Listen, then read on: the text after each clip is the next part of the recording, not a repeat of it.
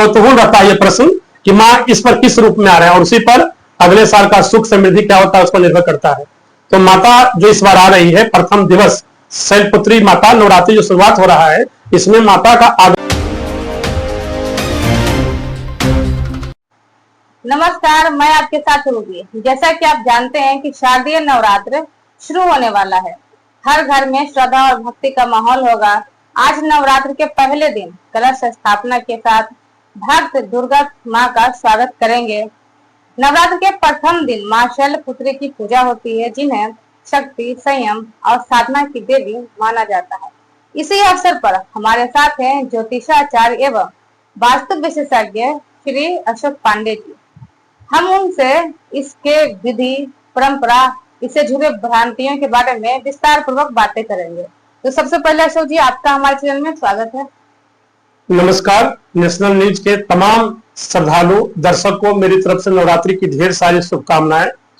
आपका जीवन सुखमय हो। माँ दुर्गा का असीम आशीर्वाद और कृपा आप पर सदैव बनी रहे। हम जानते हैं कि ये माँ जो शारदीय नवरात्रि आदि शक्ति माँ दुर्गा के जो पूजा है, ये जो पूजा प्रारंभ होगा आश्विन शुक्ल पक्ष प्रतिपदा अर्थात 22 सितंबर से लेकर के, और ये माता का जो विजयादशमी है वो 2 अक्टूबर 2025 को है।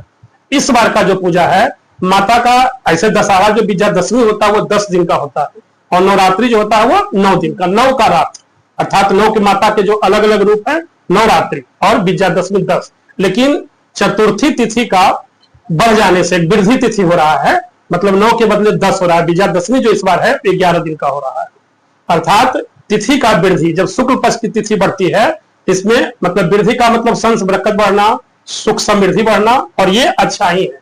और जैसा कि माता का सबसे बड़ा, जैसा कि हम सभी लोग को दर्शकों का यह ध्यान रहता है कि माँ शारदीय, तो इनका आवागमन और जब माता को जाने का होगा, ये बहुत कौतूहल रहता है ये प्रश्न कि माँ इस पर किस रूप में आ रहे हैं और उसी पर अगले साल का सुख समृद्धि क्या होता है उस पर निर्भर करता है। तो माता जो इस बार आ रही है, प्रथम दिवस शैलपुत्री माता नवरात्रि जो शुरुआत हो रहा है, इसमें माता का आगमन गज अर्थात हाथी पर है।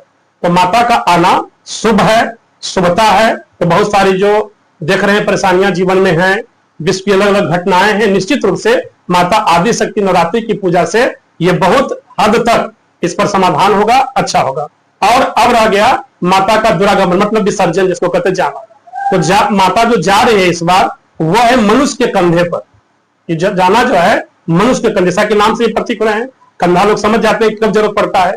तो ये थोड़ा गड़बड़ी है, मतलब इससे जीवन में उथल पुथल, संसार में उथल पुथल, तो जैसे वृष्टि, बारिश का मौसम है, देख ही रहे हैं इस बार बहुत जनरल, तो हो सकता है कि बारिश के चलते थोड़ा व्यवधान इस पूजा में पड़े और आगे परेशानी बढ़े। इसलिए प्रयास करेंगे कि माता के आदि शक्ति माँ दुर्गा को हम अच्छे तरीके से संयमित रह करके पूजा प्रारंभ करेंगे। और कलश स्थापना, जैसा कि जान रहे थे कि माता के पूजा के साथ साथ चूंकि कलश का है तो ये प्रश्न बहुत आता है कि हम कलश स्थापन कब करें, क्या करें। तो जैसे ही सूर्योदय हो जाए, सूर्योदय की जो तिथि होती है लगभग 6 बजे के आसपास सूर्योदय हो रहा है, तो 6 बजे सुबह से लेकर के और संध्या तक जब भी आपको सुविधा हो, चूंकि इसको बांधना जब माता का दिन है तो अपने आप में शुद्ध है तभी तो हम कर रहे हैं। और ऐसा बाद में बहुत परेशानी होता है कि हमको यह समय था हम नहीं कर पाए, तो सब करके लगता है कि हमको व्यर्थ हो रहे हैं। इसलिए सूर्योदय से लेकर के सूर्यास्त का जो समय है शाम तक पूरा दिन जब आपकी सुविधा हो उसके हिसाब से माता की पूजा आराधना हम कर सकते हैं। तो हम सबसे पहले आप जानना चाहेंगे आपसे कि कलश स्थापना की सही विधि क्या है और इसका असली महत्व क्या है। जैसा कि हम जानते हैं कि किसी पूजा के प्रारंभ में कलश स्थापन के साथ ही वो पूजा प्रारंभ हो जाती है। और जैसा कि माँ शारदीय नवरात्रि में कलश पूजा का एक विशेष महत्व है। कलश स्थापना, घट स्थापना इसको बोलते हैं हम लोग। तो जैसे ही कलश स्थापना का पूजा होता है तो उसमें एक स्वच्छ, सबसे पहले चूंकि माँ दुर्गा का पूजा है तो एक पीढ़ा या चौकी रख करके उस पर एक वस्त्र रख करके माता की एक प्रतिमा जो फोटो है उनका एक रखना है, और रख करके फिर नीचे, जैसा कि हम नवरात्रि में जानते हैं कि मिट्टी या बालू जो जहां पर उपलब्ध होता है उसके हिसाब से पहले घर को स्वच्छ साफ सुथरा कर देना, स्वच्छ कपड़े के साथ पहन करके वहां पर आ करके, चूंकि ये माँ दुर्गा के पूजा में सफाई का बहुत ही महत्व है। जो जिसे बोलते हैं कि सारे पूजा जो है जनरल पूजा से ये अलग पूजा है, शक्ति की पूजा है। शक्ति सर्वत्र पूज्यते, शक्ति पूजा सदैव होती रही है और होता रहेगा। इसलिए ये माता का पूजा चूंकि एक ऊर्जा लेने का पूजा है, इसमें विशेष ध्यान रखना है कि साफ सुथरा होकर के, जगह को साफ सुथरा करके, अपने कपड़ा को स्वच्छ पहन करके, और माँ दुर्गा के लिए कलश स्थापना ऐसा बताए कि एक मिट्टी हो, बालू हो, जहां जैसा जो उपलब्धता है उसके हिसाब से उस पर बिछा करके, और जयंती की पूजा इसमें खास करके होती है।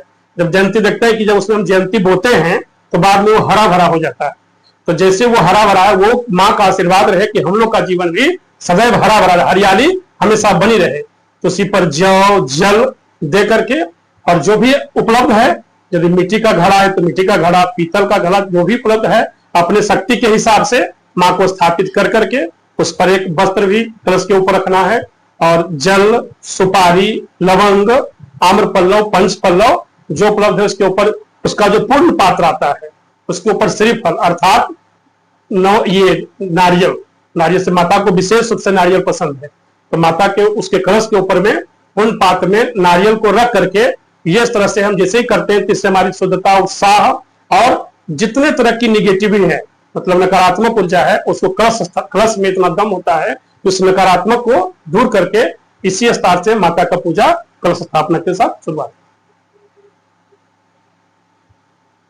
यही है देरी ना है। आप हमको लगा नहीं, हमको लगा इसके ऊपर भी लगा क्या हम दिए हुए हैं तो वही ना रहेगा।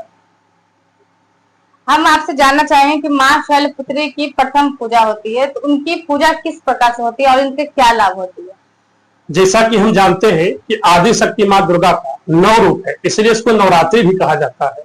और 9 रूप नवरात्रि का मतलब हुआ प्रथम शैलपुत्री च, द्वितीय ब्रह्मचारिणी, तृतीयम चंद्रघंटेति, कुसुमां चतुर्थकम, पंचम स्कंदमातेति, षष्ठम कात्यायनी, सप्तम कालरात्रि, महागौरी, चाष्टमम नवम सिद्धात्री। जैसा कि माता के 9 रूप अर्थात प्रथम पूजा शैलपुत्री, द्वितीय ब्रह्मचारिणी, तृतीय चंद्रघंटा, कुसुमां चतुर्थकम, पंचम स्कंद माता का पूजा, षष्ठम कात्यायनी का पूजा, सप्तम दिन कालरात्रि का पूजा, अष्टम महागौरी का, और नवम दिन सिद्धिदात्री का। उस पर हम अलग अलग माता का जो रूप आएगा उसमें अलग अलग दिन बात करेंगे। जैसा कि आज प्रथम दिवस माता शैलपुत्री का पूजा है, तो शैल जैसा कि नाम से ही लगता है, शैल मतलब पहाड़, पहाड़ जो हुआ अर्थात माँ जो है हिमालय की पुत्री, जो शैलपुत्री माता है वो हिमालय के घर में पैदा हुई थी, इसी कारण से इनका नाम शैलपुत्री पड़ा है। और जैसे पहाड़ स्थिर होता है, हिमालय स्थिर होता है, इस पूजा से हमारे जीवन में स्थिरता आए, संयम आए, हमारा जीवन जैसे क्या, कोई भी पूजा किस लिए कहते हैं? शांति के लिए, स्थिरता के लिए, संयम के लिए। तो माँ शैलपुत्री एकदम चमकीला है और उनका जैसे जीवन शांतमय है, सुखमय से हम अडिग रहे अपने जीवन में जितने भी बाधाएं हैं हमको स्थिर, इससे ये सीख हमको मिलता है कि हमको हमेशा स्थिर रहना है। कलश स्थापना के समय हमें किन नियमों का और किस तरह की शुद्धता का पालन करना चाहिए? कलश स्थापना के समय हमको सबसे बड़ा चीज जो मैंने पहले भी बताया, फिर इस कड़ी में बता रहे हैं, इसमें स्वच्छता बहुत जरूरी है। क्योंकि देखिए सब पूजा तो ठीक है और अलग पूजा से माता का विशेष पूजा है, तो सावधानियां बरतनी चाहिए। यह प्रयास करना चाहिए कि कोई जूठा कुठा सामग्री जहां पर पूजा स्थल बनाए हुए हैं उसको शुद्ध रखा जाए। कोई भी जूठा सामग्री, पुराना बर्तन, कपड़ा, उनसे थोड़ा दूरी बना के रखना है। और जब करते हैं माता का शुद्धता, तो जैसे ही पूजा पाठ कर लेते हैं तो यह प्रयास कीजिए कि उसका दरवाजा या पर्दा जो भी हमारे पास उपलब्ध हो, उसको पूजा पर जब उठ रहे हैं तो ये सावधानियां पहले तो हम हटा दिए, स्वच्छ रखें और स्वच्छता के साथ कलश स्थापना कर करके जैसे ही माता का पूजा संपन्न हो, प्रथम दिवस अलग अलग दिन जो होगा उसके साथ ही दरवाजा यदि है तो दरवाजा लगा दिया जाए और वहां पर कोई गंदगी, जूठा पानी, कोई बच्चा जाकर के कुछ छेड़छाड़ न कर दे।